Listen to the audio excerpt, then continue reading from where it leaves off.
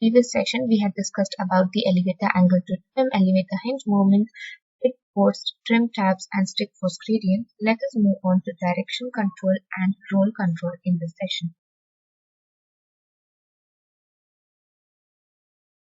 Direction control. Direction control is achieved by a control surface called rudder located on the vertical tail.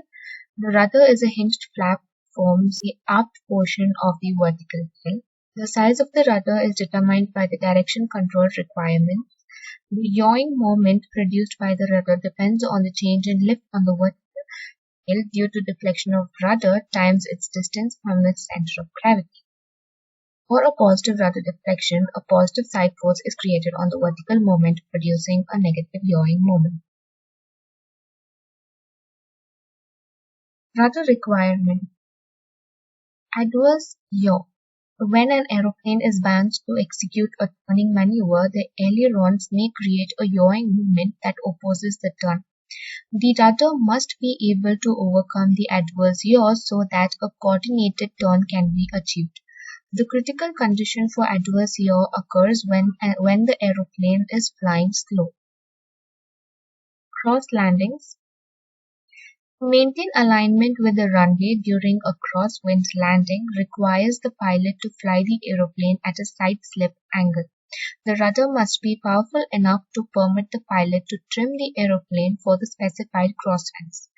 For transport aeroplanes, landing may be carried out for crosswinds up to 15.5 meters per second or 51 feet per second. Asymmetric power condition. The critical asymmetric power condition occurs for a multi-engine aeroplane when one engine fails at low flight speed. The rudder must be able to overcome the yawing moment produced by the asymmetric thrust arrangement. Spin recovery. Primary control for spin recovery in many aeroplanes is a powerful rudder. The rudder must be powerful enough to oppose the spin rotation.